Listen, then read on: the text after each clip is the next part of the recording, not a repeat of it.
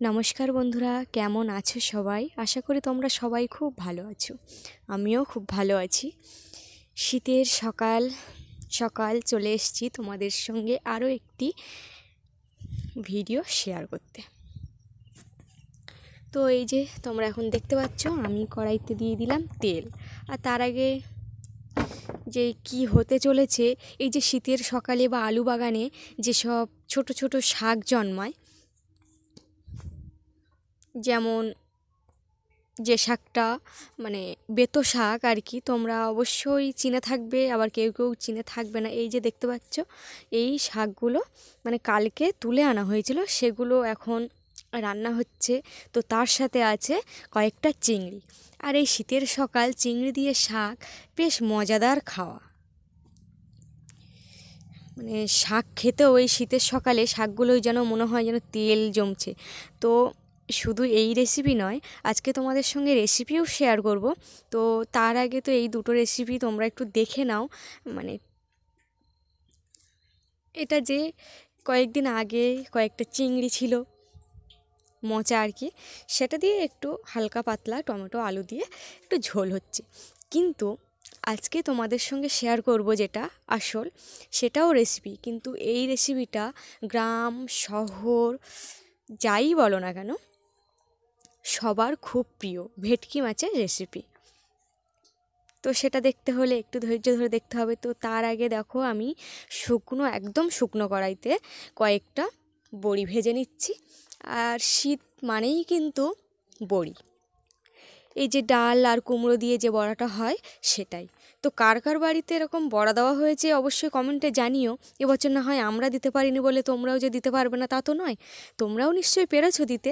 আমাদের একটু সমস্যা চলছে, ডাল হয়নি এবছর, তো কী করা যাবে। তো যাই হোক, দেখো। আর শুকনো কড়াইতে দেওয়ার মানে হলো এই যে, মানে এই বড়াটা তো প্রচুর তেল টানে, একদম শুকনো হয়ে থাকে, তো সেই জন্য প্রচুর তেল টানে।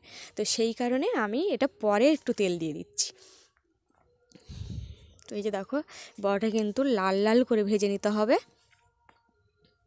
তো আমার ভাজাটা হয়ে এসছে, এই দেখতে পাচ্ছ একদম লাল লাল। তো কয়েকটা হয়তো এদিক ওদিক হয়েছে, সবার তো আর আগুন লাগে না। সেই কথাই আছে না, জলেও ডোবে না আগুনেও পড়ে না। তো দেখা যাক, সেরকমই হয়তো হয়েছে। তো তারপরে আমি আবারও যে কড়াইতে তেল দিয়ে দিলাম,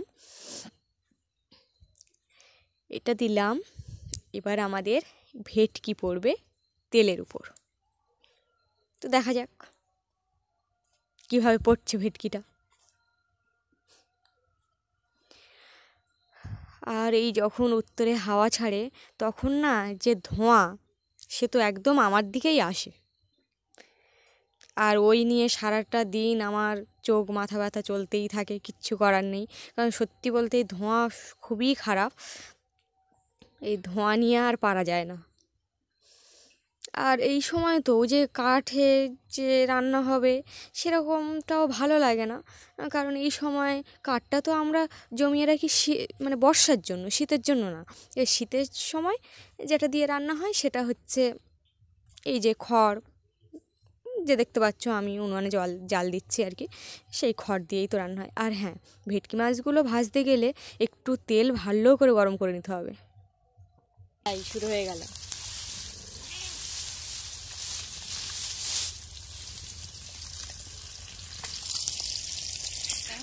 যাই বলো না কেন, এই যে রেসিপিটা আমি আজকে রান্না করছি মানে ভেটকি মাছের, সেটা কিন্তু গ্রাম কি আর শহর কি, সবাই খেতে খুব পছন্দ করে। যে বেশি কিছু মানে কি রিচ খাবার বা সেরকম কিছু নয়, কিন্তু তবুও রিচ।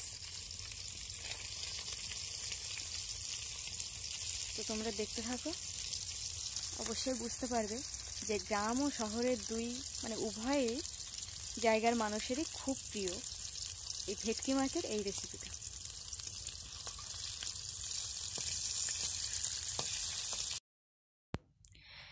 তো বন্ধুরা, যে এই রেসিপি করছি অনেক সময় দিয়ে, তো তোমরা আবার কেউ মানে বিরক্ত হয়ে না, এক্ষুনি তোমাদের সামনে নিয়ে আসছি রেসিপিটা মানে আসলে যে কি হচ্ছে। তবে যেটা দেখবে তোমরা অবশ্যই কিন্তু আমাকে কমেন্টে জানিও যে কার এইটা ভালো লাগে, এই রেসিপিটা কার ভালো লাগে, মানে কাদের ভালো লাগে আর কাদের লাগে না।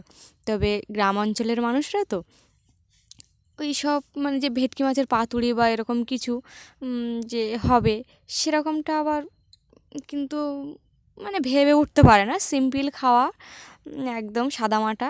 তো সেটাই তোমাদের সঙ্গে একটু শেয়ার করব। তো চলো দেখো।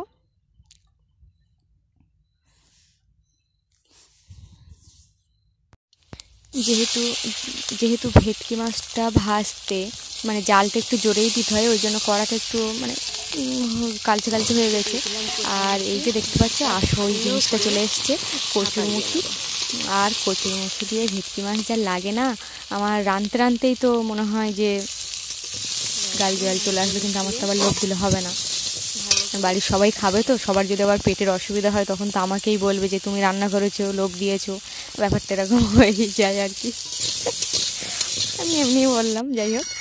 তো দেখো কচুরমুখী কিন্তু ভালো করে ভেজে নিতে হবে। তো আমার ভালো করে ভেজে নেওয়া হয়ে গেছে, তারপরে আমি জল দিয়ে দিচ্ছি পরিমাণ মতো, কারণ কচুটা যেহেতু সেদ্ধ হবে।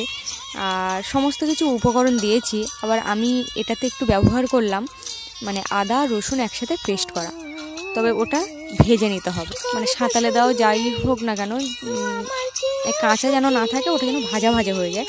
তবে ওর যে সুন্দর একটা গন্ধটা, মানে গন্ধ যে সুন্দর একটা বের হয়, ওটা দারুণ স্বাদ আনে তরকারিতে, আমার ভালো লাগে। অনেকের নাও লাগতে পারে, অনেকে না চাইলেও তেলে দিতে পারো, সরাসরি তেলেও দেওয়া যায়, তেলেও ভালো লাগে।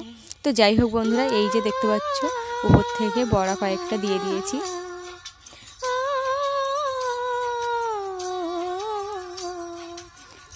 আর এপাশে তো আমার গিজার অটোমেটিক বসানো আছে, তোমরা দেখেই বুঝতে পারছো প্রত্যেক দিন আর মাজা ঘষা করা হয় না। তো বন্ধুরা যাই হোক, রেসিপিটা যদি ভালো লাগে অবশ্যই কিন্তু সাবস্ক্রাইব করে দিও, আর এইভাবে তোমরা আমার পাশে থেকো, কারণ তোমরা আজ পাশে আছো বলেই কিন্তু আমি এগিয়ে যেতে পারছি। তো তোমাদেরকে অসংখ্য ধন্যবাদ আমার পাশে এইভাবে থাকার জন্য। তো বন্ধুরা আমার কিন্তু রেসিপিটা হয়ে গেছে তোমাদের সাথে কথা বলতে বলতে, আর আমি বুঝতে পারছি আমার কাছের মানুষজনদের কথা, তারা কিন্তু এইটা বেশ পছন্দ করে। তো তারাও মিস করছে, আমিও তাদেরকে মিস করছি। তো সবাই ভালো থেকো, আজ এই পর্যন্ত আসি, টাটা।